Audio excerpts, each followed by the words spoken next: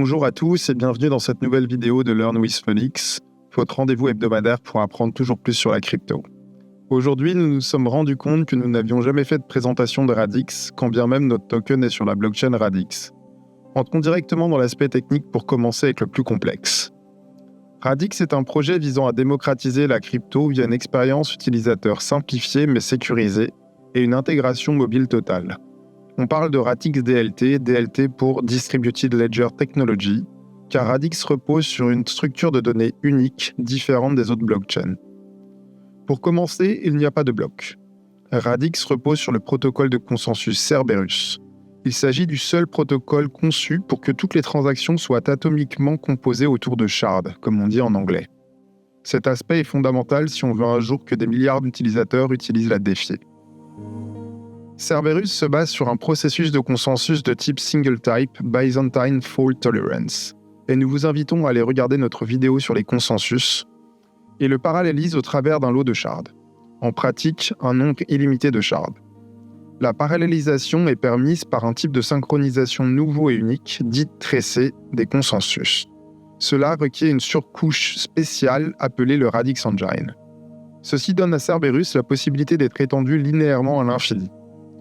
Plus il y a de nœuds, ou des nodes en anglais, sont ajoutés à la chaîne Radix, plus le débit augmente linéairement. À nouveau, nous vous invitons à vous référer à notre vidéo expliquant ce qu'est un nœud en blockchain. En conséquence, Cerberus est le seul protocole en mesure de soutenir l'entièreté du système financier actuel sur un réseau décentralisé. Cool tout ça, mais qu'en est-il de la tokenomics de Radix ? Radix est l'actif natif de la blockchain Radix. Son ticker est XRD. Ce token est utilisé pour sécuriser la blockchain Radix en le stakant à travers le système de Delegated Proof of Stake. Il est également au centre de toutes les transactions sur Radix car utilisé pour payer les frais de transaction. À noter que 50% des frais de transaction sont brûlés. Oui, nous avons aussi une vidéo sur ce sujet. Seuls 24 milliards de tokens XRD sont disponibles.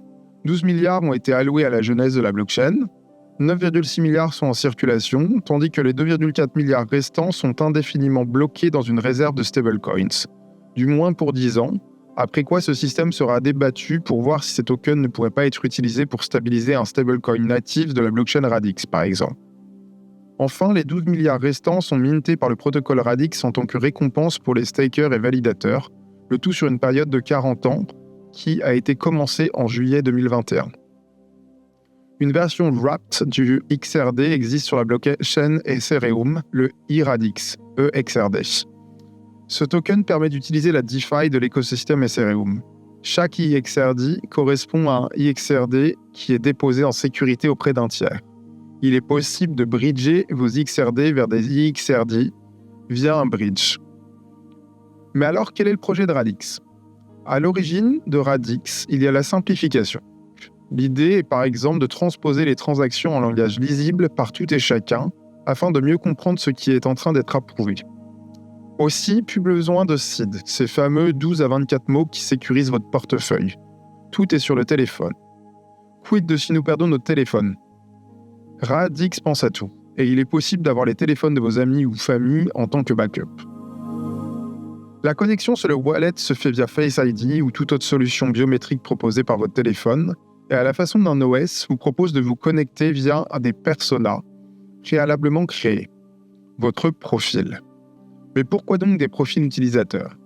Car selon vos utilisations de l'écosystème Radix, que ce soit du social, gaming, forum, messagerie, etc., vous ne voudrez potentiellement pas avoir la même identité.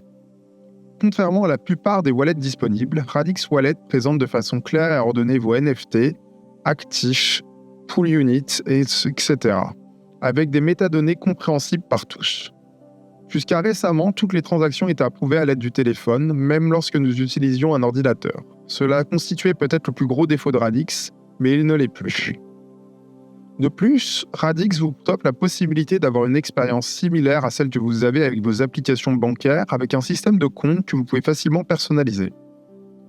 Radix se veut également le prochain catalyseur de la DeFi, qui ne représente même pas 1% des 400 trillions de dollars de la finance actuelle. Pour ce faire, l'équipe a créé un nouveau langage de programmation, Scripto. Bien plus qu'une UX plus agréable et simple, Radix apporte également sa pierre à l'édifice pour les smart contracts via ce nouveau langage crypto basé sur Rust. Crypto est un langage de programmation open source orienté actif pour développer la DeFi sur Radix. Une fois de plus, la simplicité est au centre de ce langage. Les actifs crypto sont au centre de Scripto donc, et considérés comme des types, dans le sens code de première classe. Les développeurs sont encouragés à partager leur code via un système de récompense. Pour les développeurs, vous pouvez aller regarder leur GitHub qui est une mine d'informations. Parfait, mais est-ce que tout fonctionne comme sur les autres blockchains autrement ? Les frais de base sont proportionnels à l'utilisation du réseau comme sur les autres blockchains. Il est également possible de donner une récompense plus importante aux validateurs pour faire passer une transaction en priorité. Là encore, de façon similaire à d'autres blockchains. Cette récompense prend la forme d'un pourboire en pourcentage du montant de la transaction. Mais les frais de transaction ne sont pas uniquement composés de frais de base. Ils ont également une composante de royalty pour rémunérer les développeurs de la DApp utilisée, si royalty il y a, à chaque utilisation. Il s'agit d'un excellent moyen d'encourager les développeurs à innover sur l'écosystème Radix. Enfin, contrairement aux autres blockchains, il est très facile de faire payer les frais de transaction par un autre portefeuille que celui qui signe la transaction. Il est également possible de diviser les frais entre plusieurs parties. Il est ainsi possible d'imaginer un jeu sur lequel les frais de transaction effectués par les joueurs seraient payés par le jeu lui-même, à supposer que le jeu ait d'autres sources de revenus pour couvrir ses frais, bien entendu, ou une réserve très importante de XRD. Mais où vont les frais de transaction ? Comme mentionné plus haut, 50% des frais de base sont brûlés lors d'une transaction. Sur les 50% restants, 25% vont directement au validateur principal et les 75% restants, donc 37,5% du total si vous suivez bien, sont ajoutés à une cagnotte qui sera divisée entre tous les validateurs à la fin de l'époque en cours. Et ce, en fonction de leur participation et soumis à des pénalités en cas de proposition manquée. Les pourboires sont quant à eux 100% remis au validateur qui a conclu la transaction. Les royalties sont payées, mais il faut en faire la demande via l'utilisation d'un badge qui est créé lors de la mise en place de la DApp.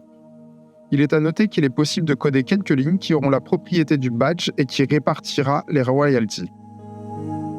Voici pour une présentation détaillée de Radix. Dans des prochaines vidéos, nous vous présenterons les principaux acteurs de cet écosystème. Merci d'avoir regardé cette vidéo sur Radix. Nous espérons que vous avez appris beaucoup de choses intéressantes sur cette blockchain révolutionnaire. Et si vous avez apprécié cette vidéo, n'oubliez pas de liker, de partager et de vous abonner à notre chaîne pour ne rater aucune de nos prochaines vidéos Learn with Phoenix. À bientôt pour de nouvelles aventures crypto.